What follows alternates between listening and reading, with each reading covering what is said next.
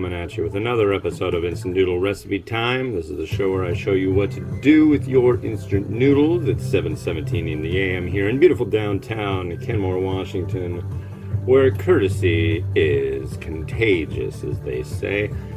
And we've got a cup.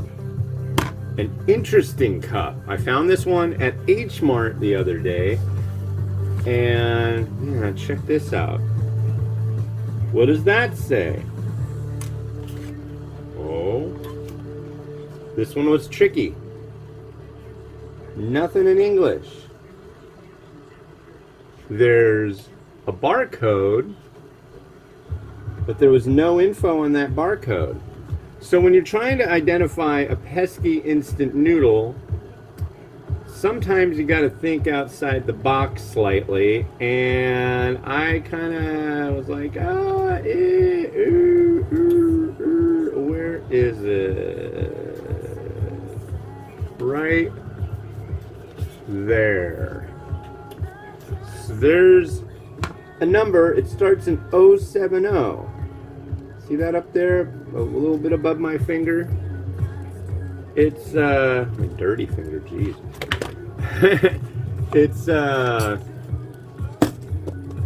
It's a Korean phone number. Because when I googled the barcode, nothing. When I googled the phone number,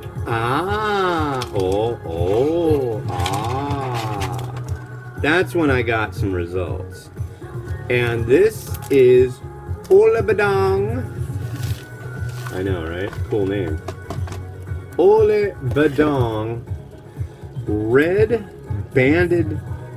Jeju red banded lobster flavor instant noodle.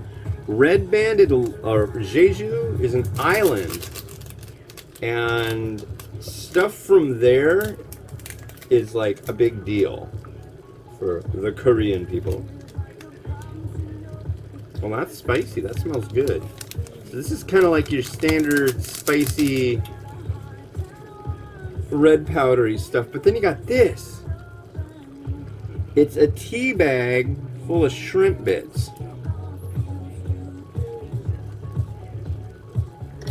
So we will give this a try. It's 4 minutes.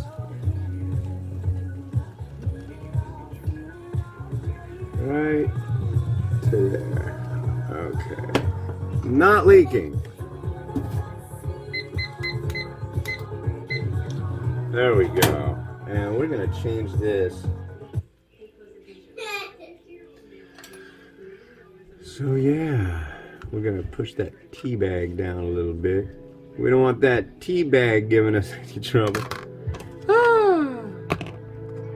But yeah, I don't think in the 4,000 reviews I've done, maybe once, I can't think of any other time. This is the only time I can think of that it's had a teabag style thing to flavor broth, which I think is rad. Whenever I get to find new things in instant noodles that are shocking, surprising, or fascinating, I'm stoked. So, but today I feel like crap. My back's killing me. My feet are killing me. I feel very allergied out, kind of foggy. Very COVID-y, honestly, but I already had that fun, but we'll see. Man. So, what was it, Saturday night, I talked to my nephew. I sent him a text. I was like, hey man, what's going on? He's not much younger than me, but I was like, so what music should I be listening to? And he recommended a couple things.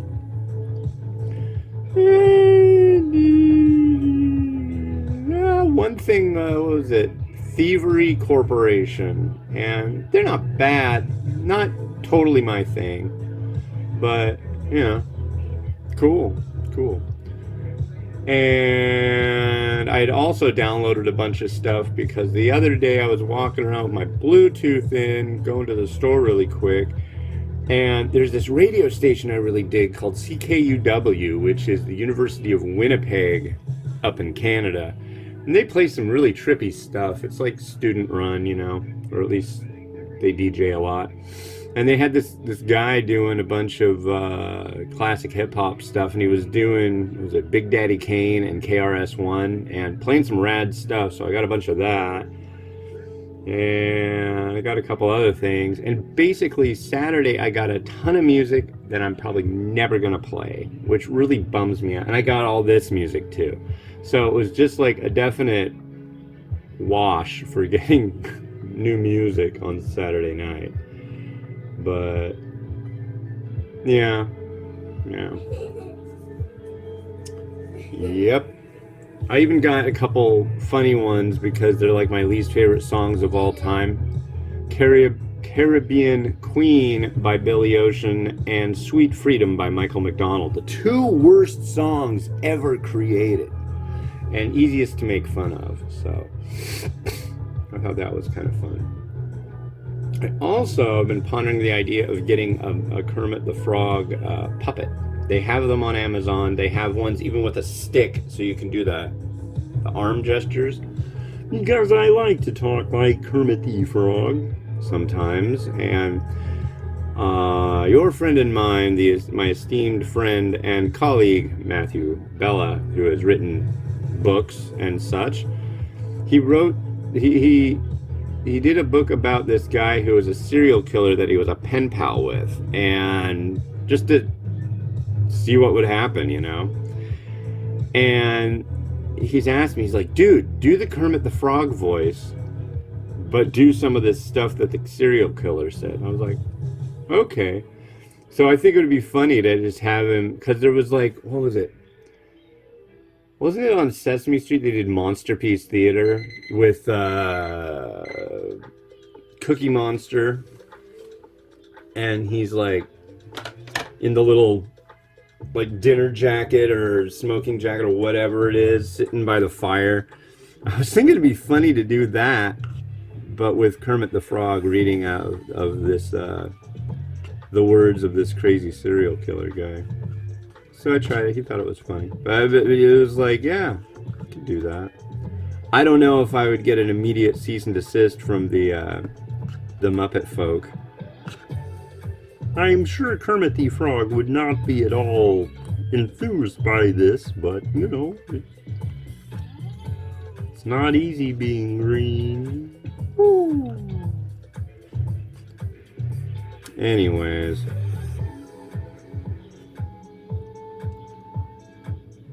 Here is our Jeju Island red-banded lobster noodle made, oh, and it's potato noodle, which they like to go off to say it's chewier, 30% potato starch. So let's give it a try.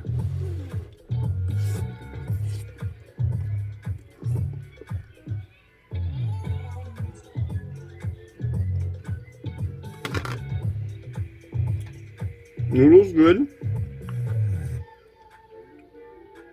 Nice color to the broth, nice and dark.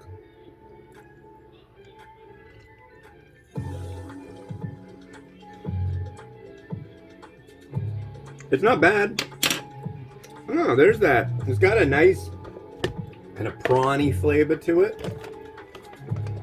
That's the thing. It's supposed to be lobster, but they use shrimp in it. There's no lobster in this.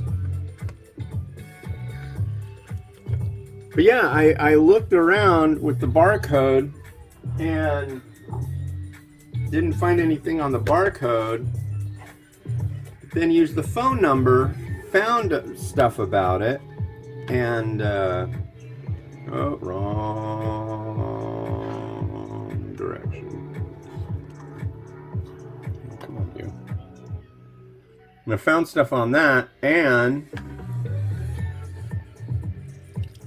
they were kind enough to have an English website. And it looks like everything on their website is sold out. It's like, this is really good. Oh, nobody can get it. Okay. But yeah, Jeju Island. Special place. I will put... How do I want to do this?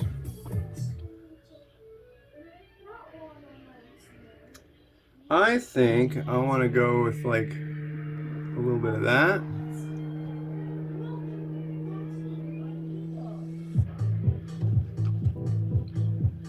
A little bit of spring onion. Ah, goodness.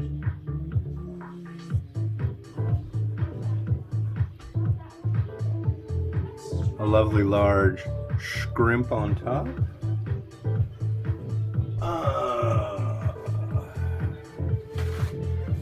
Yeah, I really feel crummy today. Wow. I walked 10 miles yesterday and I've been kind of like leaning back on the walking because I felt it was rainy on Saturday. I felt crummy on Sunday because of my enjoyment of my Saturday evening. Monday we went out shopping. So here, that was Tuesday, and then I just like ramped it all the way back up, and it was nice to go out walking. But I'm gonna do it again today. And today is Mimi's day off, so I'm gonna take her out on a spin.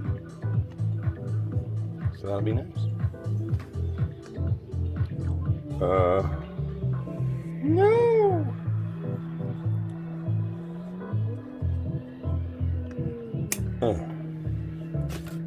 And there we go.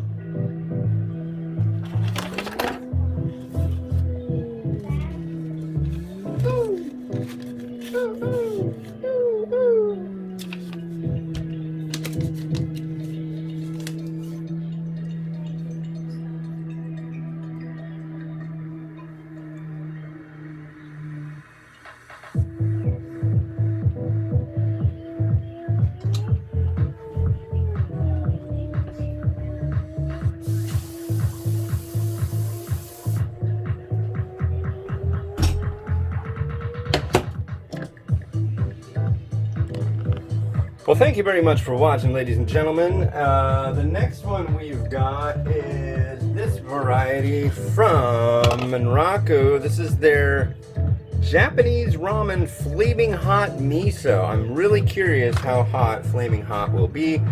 And yeah, cool. Thanks for watching. This has been Hans the Ramen Raider, wishing you enjoyment of your noodles each and every day. Have a good one. Bye-bye.